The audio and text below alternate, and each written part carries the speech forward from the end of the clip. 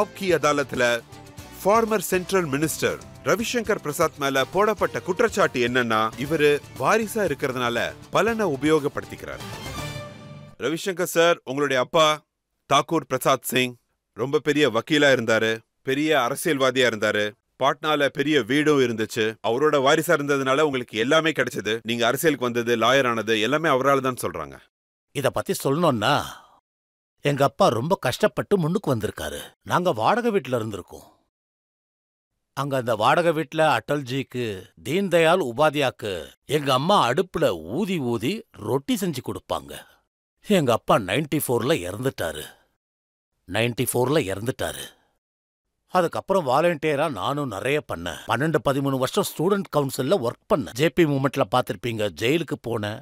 நான் PhD பண்ணிருக்கேன். ஜெயிலுக்கும் போயிருக்கோம், மிசாலையும் போயிருக்கோம், அடியும் வாங்கியிருக்கோம், புல்லட்ஸையும் வாங்கி. ஆனா உங்களுக்கு நிறைய ட்ரைனிங்கும் கிடைச்சிருக்குல்ல. வீட்டுல அட்டல்ஜி, அத்வானிஜி எல்லாம் வந்துட்டு இருந்திருக்காங்க.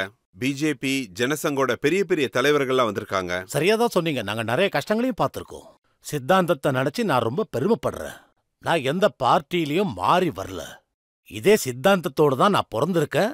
இதே சித்தாந்தத்தோட தான் நான் என் உயிரையும் விடுவேன். இதை நான் ரொம்ப பெருமையா சொல்றேன்.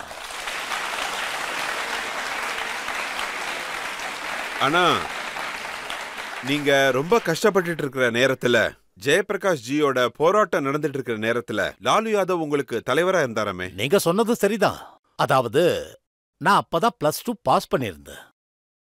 சுஷில் மோடி BScல இருந்தாங்க. லாலு பிரசாத் லாவோட லாஸ்ட் இயர்ல இருந்தாரு. எத்தனை வருஷம் அதுல இருந்தாங்கன்னு மட்டும் என்ன கேட்காதீங்க, சரியா?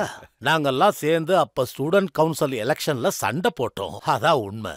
நான் அசிஸ்டன்ட் ஜெனரல் செக்ரட்டரி ஆன, சுஷில் மோடி ஜெனரல் செக்ரட்டரி ஆனாரு, அப்புறம் பிரசிடென்ட் ஆனாரு. ஏதாவது பெருசா பண்ணணும்னு நினைச்சோம். வேலையின்மை எதிர்த்து போராடணும். அதுக்கப்புறம் ஜேபி வந்தாரு. அப்புறம் மிசால அரெஸ்ட் பண்ணாங்க. அவரு உங்க கூடயே இருந்திருக்காரு, அப்புறம் நண்பனாவும் இருந்திருக்காரு. போராட்ட காலத்துல உங்க கூட சேர்ந்து ஜெயிலுக்கும் வந்திருக்காரு. ஆனா அவர் சிஎம் ஆனதுக்கு அப்புறம் நீங்க அவர் மேல ஊழல் வழக்க போட்டுட்டீங்க. இப்படி அவர் முதுகிலே குத்திட்டீங்களே. சரிங்க ராஜன் சார், நான் கேட்கறத சொல்லுங்க. கேள்விக்கு பதில சொல்லுங்க. ஜேபி என்ன சொல்லிருக்காரு? ஊழலை ஒழிச்சு புது பீகாரை உருவாக்கணும்னு சொன்னாரு.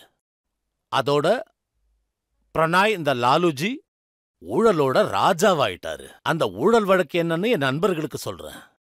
3000 கோழிங்க 2 மாசத்துல 5 கோடி விலையான தானியங்களை சாப்பிட முடியுமா? புரியுதா? ஏழைகளோட மாடுகளுக்கு கொடுக்கணும்னு சென்ட்ரல் கவர்மெண்ட் ஸ்கீம். சப்ளை ஆச்சா? ஆயிடுச்சு. என்ன பண்ணீங்க? இது என்ன கேள்வி? பஸ்ல, ட்ரக்ல பண்ணோம். அதுக்கப்புறம் ஸ்கூட்டர்ல கொண்டு போனாங்கன்னு தெரிஞ்சுது. அப்படின்னா மாடுங்க, எரும மாடுங்கெல்லாம் ஸ்கூட்டர்ல சப்ளை பண்ணாங்களா? இதெல்லாம் திருட்டு. PIL போட்டேன். அந்த நேரத்துல நான் ரொம்ப பெரிய ரிஸ்க் எடுத்தேன். இந்த மாஃபியா ஆளுங்கள்லாம் எங்களை கொன்னு இருப்பாங்க. சுஷில் மோடி பெட்டிஷன்ல நான் வக்கீலா இருந்தேன். CBIல என்கொயரி நடந்தது. எல்லாரும் மாட்டிக்கிட்டாங்க. ஆனா ரஜன் சார், யாராலையும் வெளியே வர முடியல. சின்ன சின்ன சப்ளையரும் ஜெயிலுக்கு போனாங்க. லாலுஜி 4 வழக்குல உள்ள போயிருக்காரு. IAS ஆபீசர்ஸும் உள்ள போனாங்க. இன்கம் டாக்ஸ் கமிஷனரும் போனாங்க. நிறைய அமைச்சர்களும் போனாங்க. நான் ரொம்ப சந்தோஷப்படுறேன். ஊழலை ஒழிக்க ஜேபி கத்து கொடுத்திருக்காரு. இப்ப அதான் பண்ணிக்கிட்டு இருக்கோம். என்ன பண்றது?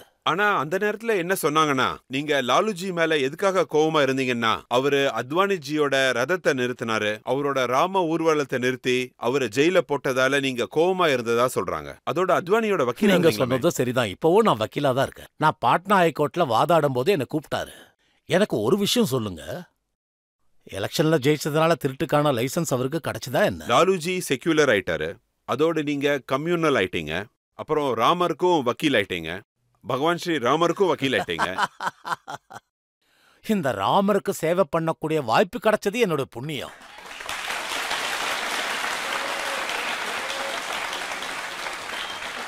இந்த விஷயத்தை எல்லாரும் முன்னாடியே நான் நம்பிக்கையோட சொல்றேன். சுப்ரீம் கோர்ட்ல இருந்தேன். 2004ல இருந்து சுப்ரீம் கோர்ட்ல இருந்தேன். கடவுள் ராமர் குடிசையில இருந்தாரு.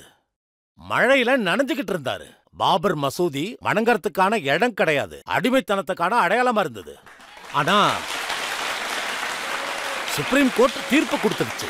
சுப்ரீம் கோர்ட் என்ன சொல்லுச்சுன்னா, முஸ்லிம் பக்கத்துல இருந்து எந்த ஆதாரமும் கொடுக்கல. அதாவது அதனால அவங்களுக்கு சொந்தமானதுன்னு நிரூபிக்க முடியல.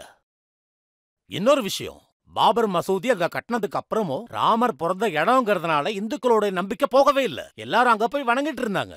சைக்கலாஜிக்கல் சர்வே சர்வே பண்றப்போ 8வது நூற்றாண்டிலிருந்து அந்த கோவில் அடித்தளத்துல இருக்கு. கோவில் மேலதான் அந்த மசூதியே கட்டியிருக்காங்க. நாங்களும் இதான் சொல்லிக்கிட்டு இருந்தோம். ரஜத் சார், நீங்க அனுமதி கொடுத்தீங்கன்னா நான் உங்ககிட்ட ஒரு விஷயம் சொல்றேன். தயவு செஞ்சு தப்பா நினைச்சுக்காதீங்க.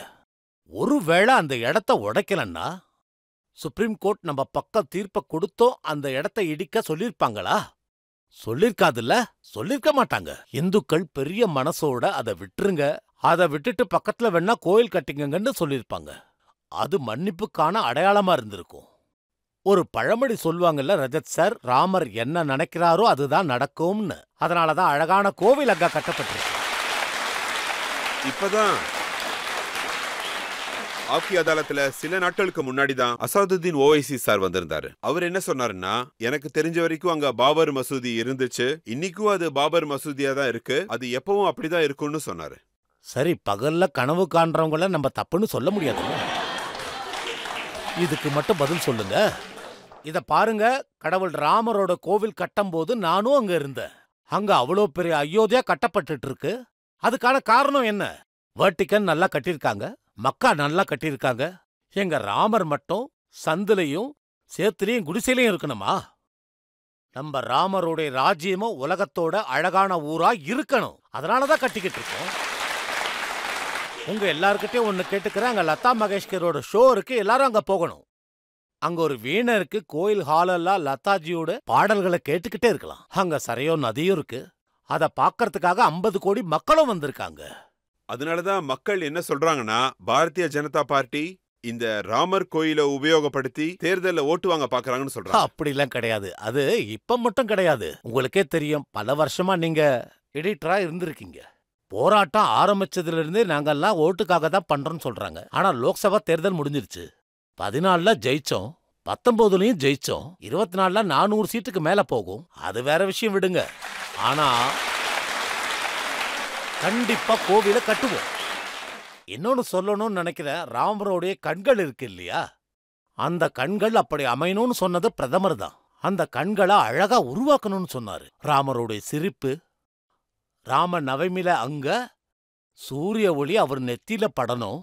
அந்த எண்ணங்கள் எல்லாம் அவரோட தான். ஒரு கமிட்டியை உருவாக்குனாங்க, எல்லாம் உண்மையா வேலை பார்த்தாங்க. இதுல அமித்ஷா ரொம்ப கஷ்டப்பட்டிருக்காரு. இப்ப நான் அந்த இடத்தோட வக்கீலா இருக்கிறதுனால சம்பத் ராஜோடைய பேரை நான் இங்க சொல்லியே ஆகணும். எவ்வளவு பெரிய நல்ல வேலையை பார்த்திருக்காரு, அழகான கோவில கட்டிக்கிட்டு இருக்காரு. நண்பர்களே, நான் இன்னொரு விஷயத்த சொல்லியே ஆகணும். இதுல நாங்க சிமெண்ட்டை உபயோகப்படுத்தல, இரும்பையும் உபயோகப்படுத்தல. இரும்புங்கிறது 100 வருஷம் தான் இருக்கும், சிமெண்ட் 125 வருஷம் தான் இருக்கும். அந்த காலத்துல நம்ம கோவில கட்டுறதுக்கு நாம உபயோகப்படுத்தின கற்கள், செம்பு கம்பிகள், அப்புறம் பித்தளை, அதுல சுழட்டி விட்ட கம்பிகள், அதுல தான் பண்ணியிருக்கோம். எவ்வளவு அழகா கட்டியிருக்காங்க, இப்ப போய் பாருங்க. இதுல நான் ரொம்ப பெருமை பண்றேன் ரஜத் சார். ராமருக்கு எப்படி அணில் உதவி பண்ணிச்சோ, இந்த கோவிலுக்கான வேலையில நானும் இருந்தது எனக்கு ரொம்ப சந்தோஷமா இருக்கு. ஆனா இப்ப பாத்தீங்கன்னா, ராகுல் காந்தி இந்த மாதிரி சொற்பொழிவு எல்லாம் கேட்க மாட்டாரு. அவரு நியாய யாத்திரா போகும்போது மக்கள் கிட்ட என்ன சொன்னார்னா, ராமர் கோயிலோட கும்பாபிஷேக விழால அங்க அம்பானி இருந்தாரு, அப்புறம் அதானியும் இருந்தாரு, அமிதாப் பச்சன் இருந்தாரு, ஐஸ்வர்யா ராய் அங்க டான்ஸும் பண்ணாங்கன்னு. நான் ஐஸ்வர்யா ராய் ஏழை மக்களையும் பார்க்க முடியலன்னு சரி, சொன்னாரு. நான் அங்கதானே இருந்தேன். அங்க ஐஸ்வர்யா ராய் வரவே இல்ல. ராகுல் காந்திக்கு யாரு ஹோம்ஒர்க் பண்ணி கொடுக்கறாங்க? இதுதாங்க எனக்கு புரிய மாட்டேங்குது. அட கொஞ்சமாவது புரிஞ்சுக்கங்க. அவங்க கோவிலுக்கு போய் நானும் இந்துதான்னு சொல்றாங்க, அவங்களோட குலம் கோத்திரம்னு சொல்றாங்க. இப்போ ஏதோ ஒன்னு சொல்லியிருக்காரு, இந்துக்களுடைய பலத்தை எதிர்த்து நிப்பன்றாரு. இதுல நான் என்ன சொல்லணும்னு நினைக்கிறேன்னா, ராம ஜென்மபூமி போராட்டத்துல பல ஏழைகள் சம்பந்தப்பட்டிருக்காங்க. இந்த கோயிலுக்கு இப்ப 50 கோடி பேர் வர்றாங்க. அவங்க எல்லாம் பணக்காரங்களா? ராகுல் காந்தி அவர்களே, நீங்க என்ன வேணா பேசுங்க. இந்த நாட்டுல இருக்கிற ஏழைகளுக்கு ராமர் மேல வச்சிருக்கிற நம்பிக்கையை மட்டும் போக வச்சிடாதீங்க, தயவு செஞ்சு கேட்டுக்கிறேன். அப்புறம் நான் உங்ககிட்ட ஒரு பெரிய கேள்வி கேட்கணும்னு நினைக்கிறேன். இந்த கேள்வியை ராகுல் காந்தி கிட்டையும் கேட்கிறேன், மத்தவங்களையும் கேட்கிறேன். இந்து கடவுளை பத்தி நீங்க பேசுற இந்த மாதிரி பேச்சுகள் எல்லாம், நீங்க மத்த மதத்தை பத்தி, மத்த கடவுளை பத்தி நீங்க இப்படி பேச முடியுமா? பேசுறதுக்கு உங்களுக்கு தைரியம் இருக்கா? இல்ல. நான் ஒரே விஷயம் தான் சொல்றேன், எல்லா மதத்தை சார்ந்த கடவுளையும் நாம மதிக்கணும். இந்துவா இருக்கட்டும், கிறிஸ்டியனா இருக்கட்டும், முஸ்லீமா இருக்கட்டும், யாராவனா இருக்கட்டும். ஆனா மத்த எல்லாருக்கும் உங்களுடைய முழு மரியாதையை கொடுப்பீங்க. நம்மளுடைய ராமர், கிருஷ்ணர், அந்த ஈஸ்வரனுக்கு, சனாதன தர்மத்துக்கு இந்த மாதிரி அசிங்கப்படுத்துறீங்கன்னா இது சரியான விஷயம் கிடையாது. அதுக்கான பதில மக்கள் சொல்லட்டும். சரி, நம்ம மக்களையே கேட்போம். இங்க இருக்கிற யாராவது கேள்வி கேட்கணும்னா தாராளமா கேட்கலாம். நான் ராமரோட வழக்கறிஞர்கிட்ட கேள்வி கேட்கணும்னு ஆசைப்படுறேன். சார், இப்போ அயோத்தியால ராமருக்கு கோவில் கட்டியாச்சு. ஆனா காசிலையும் மதுராலையும் நாங்க இன்னும் எவ்வளவு நாள் காத்திருக்கணும்? ராமர் கண்ணியத்துக்காக புருஷோத்தமனா இருந்தாரு. இப்ப நீதியும் கிடைச்சி பெரிய கோவில கட்டியாச்சு இல்லையா? எப்பவும் நாம நம்பிக்கையோட இருப்போம். அங்கேயும் தான் கேஸ் நடந்துகிட்டு இருக்கு. ஆனா இந்த எண்ணத்துல நானும் உங்களுக்கு துணையா இருக்கேன். நாட்டோட கோடிக்கணக்கான இந்துக்களுடைய ஆசை இது, ரொம்ப பெரிய ஆசை. மதுராலையும் ஜென்ம பூமியான மதுராலையும் கண்டிப்பா கோவில் கட்டி ஆகணும். அடுத்து காசில நிறைய வேலை முடிஞ்சது, அதுவும் கூடிய சீக்கிரம் முடிஞ்சிடும். அதனால நீங்க கவலைப்படாதீங்க.